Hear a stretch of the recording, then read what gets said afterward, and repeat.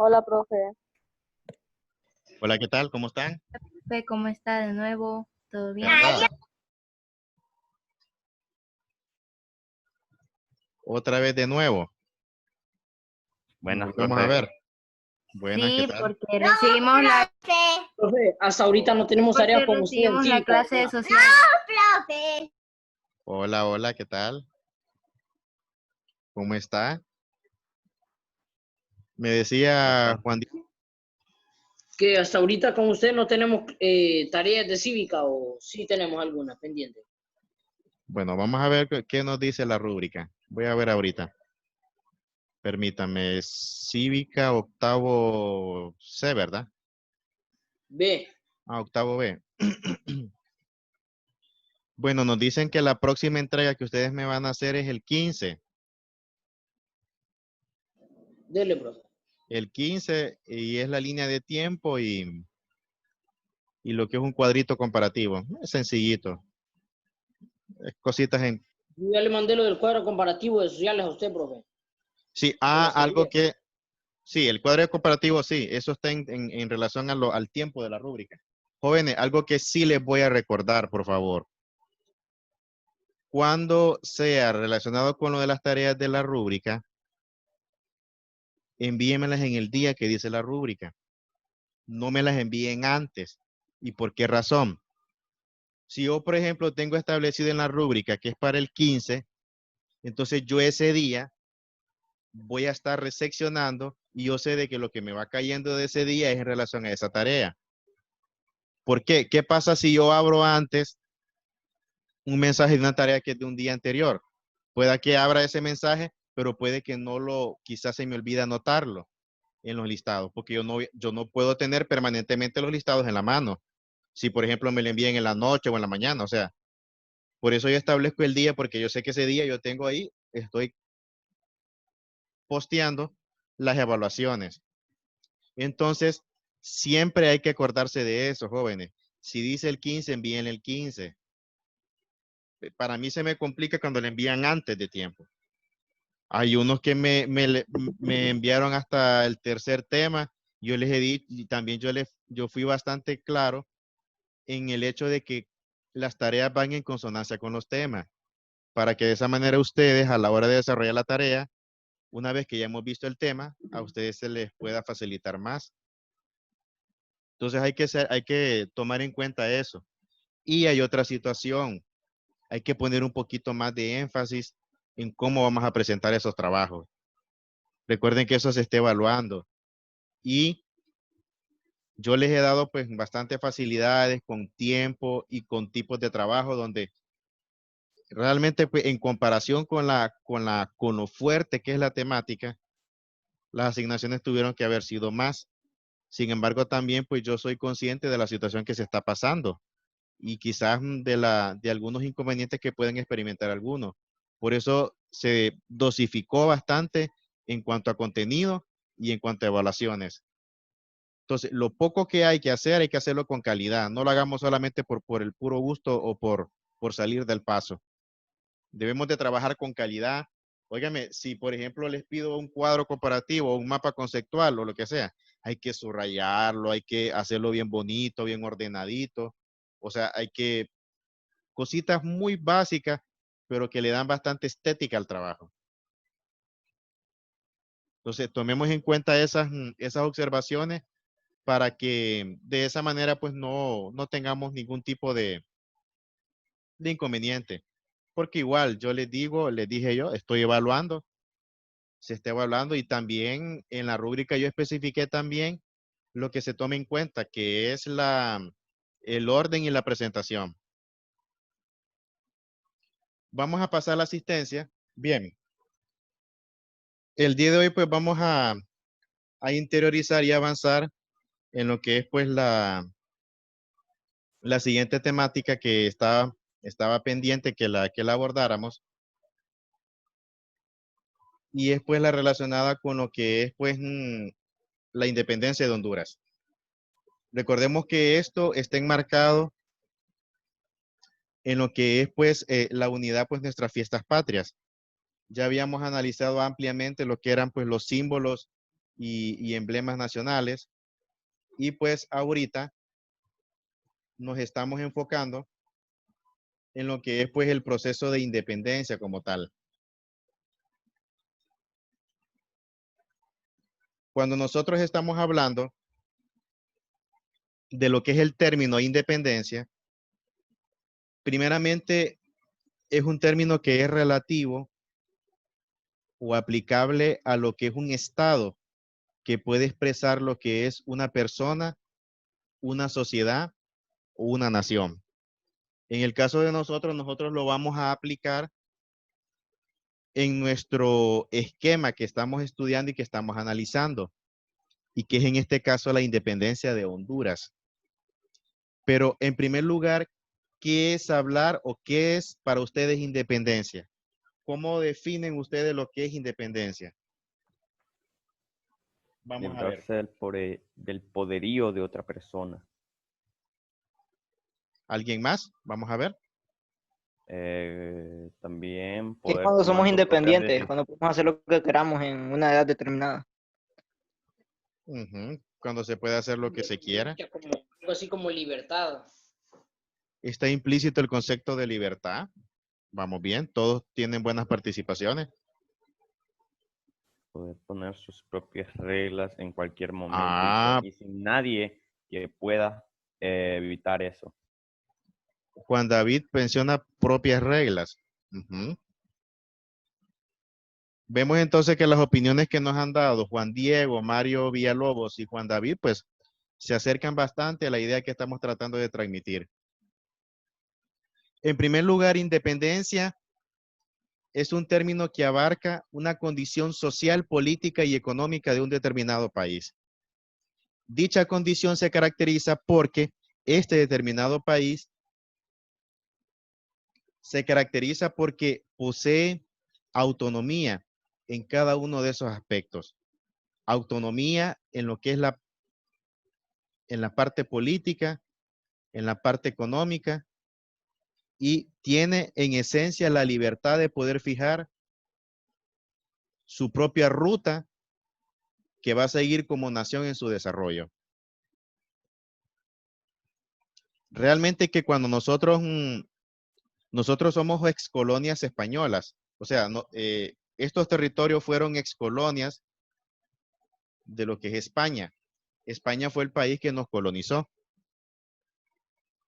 Y cuando se da lo que es el proceso de independencia, cuando nos separamos de lo que es el yugo colonial, técnicamente pues comenzamos una nueva etapa en la historia de estos países. Comenzamos una nueva faceta. Sin embargo, debemos de entender cuáles fueron las connotaciones, cuáles fueron las causas reales y cuál fue la dimensionalidad real de lo que fue este proceso. Porque lamentablemente solamente conocemos una parte de ello. Solamente conocemos lo que se quiere conocer, lo que se nos quiere que conozcamos. No hemos entendido y no hemos todavía logrado comprender cuál fue en esencia la naturaleza de este proceso y su verdadera intención. Durante el periodo colonial, España había implantado, aparte de su modelo atrasado basado en lo que es un feudalismo arcaico, había implantado lo que fue un esquema basado en lo que son instituciones coloniales que tenían el objetivo de administrar y de organizar lo que es el aparato colonial en Nueva España o lo que era América. Dichas instituciones se caracterizaban porque tenían esa función, como lo que era las capitanías generales, los virreinatos, las audiencias, la Casa de Contratación de Sevilla, y cada una tenía una función en específico. Y aparte de esas instituciones coloniales, también teníamos lo que eran una forma de organización social que estuvo vigente durante ese tiempo. lo podemos verlo como una especie de pirámide social, donde en la cúspide de la pirámide, en la parte más alta, teníamos a lo que eran los peninsulares. Luego le seguían los criollos. Después de los criollos seguían los indígenas. Y por último, los esclavos negros, en el eslabón más bajo. Esas eran las clases sociales que existían en ese tiempo durante la colonia. Cuando hablamos de los peninsulares, estamos hablando en primer lugar de los españoles nacidos en España que vivían en América. Los criollos eran los hijos de los españoles que habían nacido en América. Y pues los indígenas que ya todos conocemos. Recordemos que hablar de los pueblos aborígenes de ese tiempo es hablar prácticamente de esa cultura pues rica en diversidad y en variabilidad y que lamentablemente pues fue diezmada, fue hecha a pedazos. Muchos hablan, por ejemplo, de lo que pasó en la Segunda Guerra Mundial con los campos de concentración de Auschwitz, de Birkenau, de Sobibor, donde pues la Alemania nazi pues sistematizó la muerte de millones, de miles de judíos.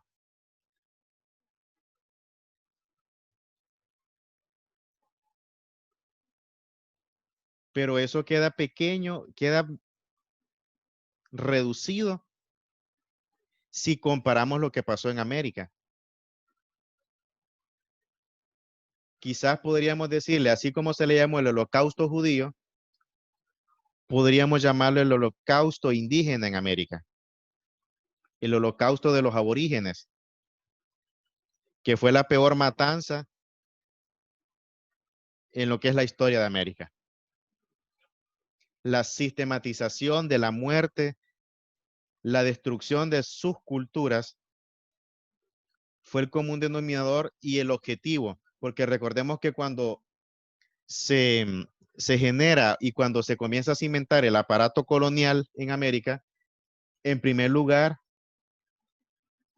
el primer paso era borrar del mapa cualquier indicio de cultura local para cimentar en lo que eran la nueva estructura que se traía desde Europa. La nueva estructura organizativa, políticamente, socialmente, económicamente y religiosamente. Aquí vamos a ver el papel que tuvo la iglesia como copartícipe de lo que es este hecho. Recordemos que en ese tiempo estaba vigente lo que era la Santa Inquisición. El poder de la iglesia en relación con la corona o sea, era enorme, al punto de que la iglesia tenía un poder abismal en América, en lo que era América. Con el pasar del tiempo, en el caso de las provincias unidas de Centroamérica, hubo un hombre que vino y le quitó todos los privilegios. Y vamos a hablar quién fue ese hombre y en qué momento fue. Está en el billete día 5. Francisco Morazán. Francisco Morazán. Entonces, cuando se da el proceso de independencia en lo que es Honduras y Centroamérica, respondió meramente a una simple maniobra que lo que buscaba era, en primer lugar, el traspaso de poder entre las élites gobernantes que estaban en ese tiempo. El detalle era que también existía una puja entre lo que es los criollos y su reclamo histórico por tener mayor acceso al pastel colonial que solamente lo concentraban los peninsulares. Recordemos que en ese tiempo los peninsulares eran prácticamente lo máximo en cuanto a poder ahí, en América. O sea, eran los que tenían el control de todo. No podemos negar el papel que tuvieron los criollos. Tuvieron un papel importante, pero el papel que tuvieron cada uno de ellos en la mayoría de los aspectos fue secundario. El detalle es que los criollos anhelaban tener ese poder. Y es ahí donde se comienza a consolidar la idea de que ese poder sea repartido. Lo que pasa que hubo algo que aceleró lo que fue el proceso de independencia. Y fue el miedo a perder el poder de la manera en que lo estaban perdiendo las colonias en América del Sur. Porque en América del Sur los procesos de independencia fueron sangrientos. Y ahí realmente no fue una transición, más bien fue una serie de movimientos que vinieron a trastocar las bases coloniales. Entonces, la élite peninsular y la élite criolla, ante esa situación, ellos sabían de que si eso se repetía en Centroamérica, no les iba a ir muy bien a ellos. Y quizás iban a tener un final muy, muy malo. Por eso se apresuraron.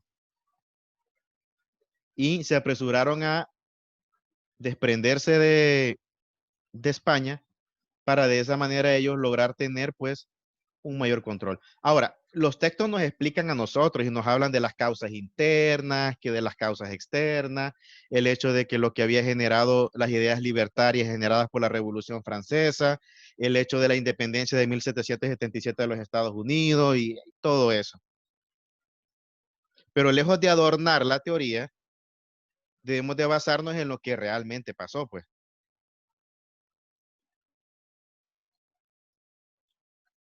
Los movimientos independistas internos que habían también, o sea, hubieron muchos factores y que pues de una u otra manera pues tuvieron su granito de arena. Pero recordemos que cuando se trata de un control, de dominio y de poder, no vienen aquí las casualidades.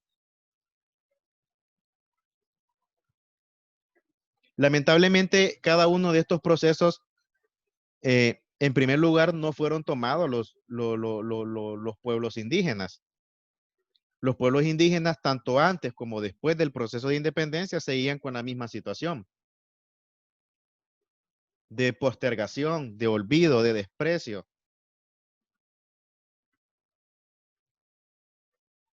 O sea, realmente que es un proceso que ocurrió en los estratos más altos. ¿Recuerdan la pirámide que les conceptualicé?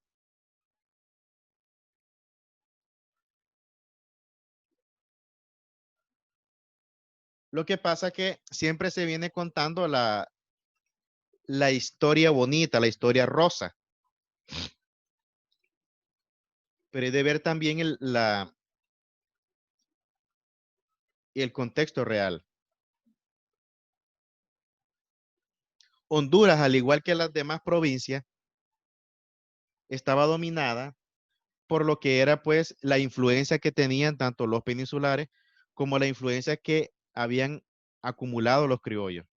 Por consiguiente, fue un traspaso hereditario de la élite peninsular a lo que era la élite criolla. Solamente fue un traspaso de mando, donde los peninsulares hicieron lo suyo y le dejaron todas las riendas a lo que era la élite criolla de ese tiempo para que estos continuaran pues con la usufructuación de cada uno de estos países. ¿En qué momento cabe los pueblos indígenas en este proceso?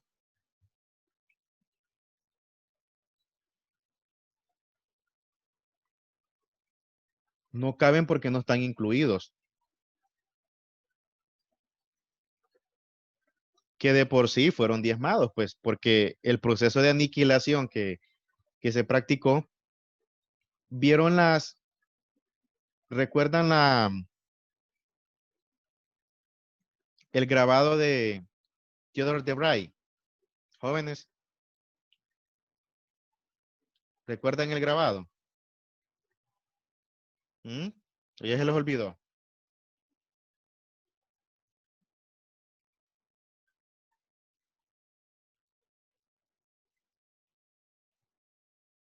¿Ya se les olvidó? Mismo. Ramón, ¿y vos por qué no estuviste exponiendo ¿Qué con le nosotros? pasó, profe? Está muteado. Está muteado. Está muteado. Tiene mute, mute. Hoy sí ya. Gracias, gracias. Es que tuve un bajón aquí con la intermitencia de la señal y me Igual acá, sacó de Zoom. igual acá. Ese cable color a veces no sirve. Entonces, lo que lo que les mencionaba de los grabados de Theodore de Bray. Theodore de Bray, bueno, ya les comenté, ya saben, ya no lo que hizo, pero lo que les quiero mencionar, él narra y escenifica la escena de mortandad que se generó durante lo que fue el periodo colonial y donde los pueblos indígenas fueron los que llevaron las de perder en esto. Aquí tenemos varias escenificaciones y varios ejemplos de cómo eran ejecutados. Por ejemplo, eran colgados, ahorcados, en tiras. Profe, eso era mucho peor que el holocausto, entonces. Fue peor que el holocausto en cuanto a magnitud y en cuanto a brutalidad. Lo que pasa que existe una displicencia en el hecho de en no querer reconocer la magnitud de lo que pasó. Y este hombre en los grabados nos hace referencia. Vamos, tal vez quizás logramos también, nos queda espacio de tiempo para analizar pues un texto de Fray Bartolomé de las Casas en relación a lo que es este periodo. Pero más adelante, espero que tengamos un espacio. Entonces, esto era el común denominador de lo que pasó en ese tiempo.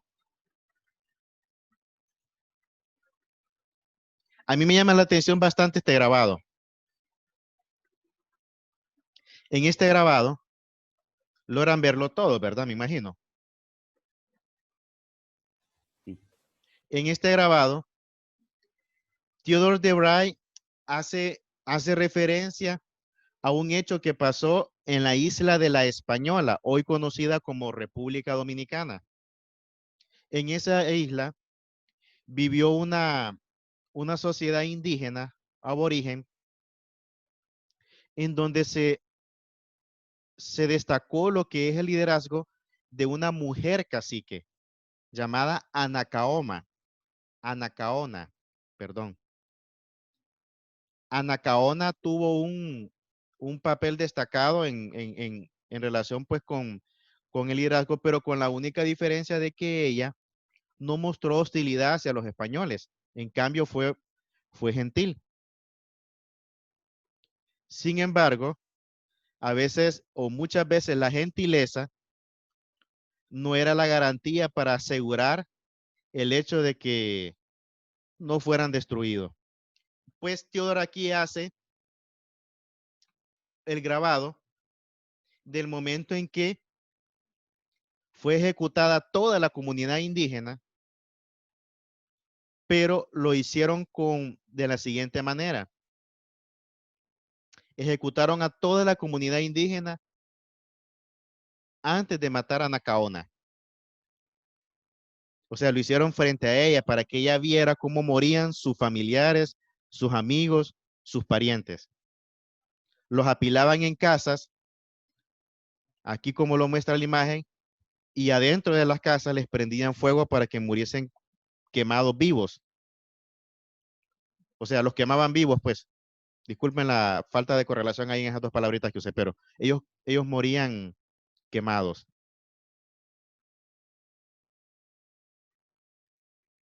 Y una vez que aniquilaron a toda la aldea, la ahorcaron a ella.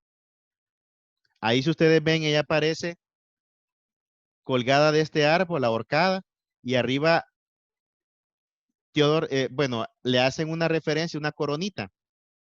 O sea, es como una referencia en relación a que ella era una jefa tribal.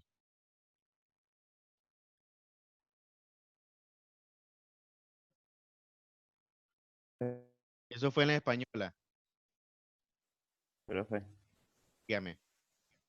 ¿qué cree que hubiera pasado si los indígenas le hubieran ganado a los españoles? Mire, Juan David, francamente hablando, es cierto, las sociedades aborígenes de ese tiempo eran numerosas.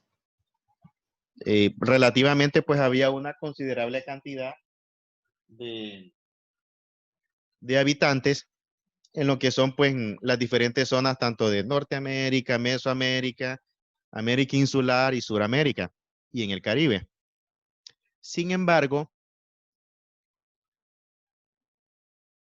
a pesar del notable avance que tuvieron lo que son estas sociedades en lo que es el continente americano, ellos en cierta manera tenían desventaja, en el sentido de que la mayor arma, o puede decirse, bueno, en sentido metafórico, pues, el mayor daño que generó, aparte de las muertes que generaban los españoles, fueron las enfermedades que ellos trajeron. Enfermedades a las que el sistema inmunológico de estos indígenas no estaba adaptado. Por consiguiente, al esparcirse cada una de estas enfermedades, como la peste, la tuberculosis, la gripe, cuando se esparcen estas enfermedades en lo que son entre ellos, obviamente pues que se da pues una mortalidad enorme. Y a eso le sumamos la cantidad de muertes que ejecutaron y la esclavización. Los españoles tenían a su beneficio lo que eran, Juan David, armas de fuego, lo que era el arcabuz, así se le llamaba en ese tiempo.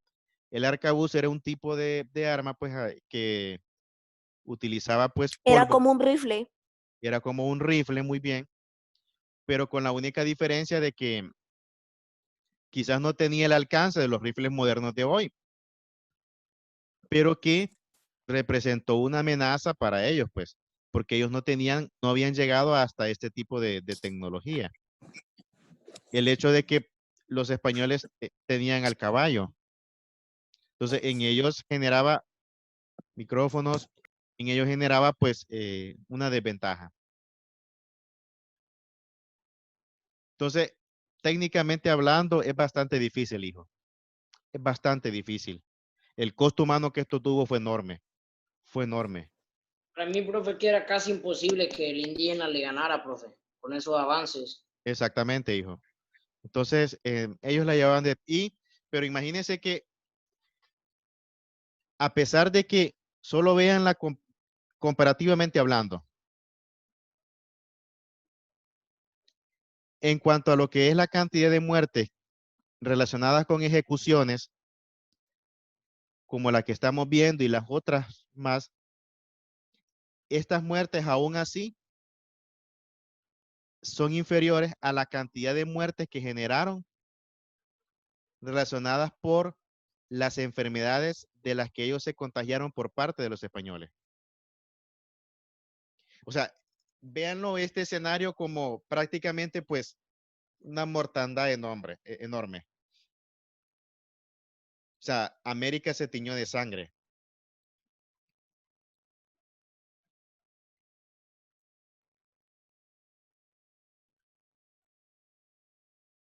Aquí, por ejemplo, hace referencia en la isla de la Española cómo hacían las horcas largas, en donde juntaban a los indígenas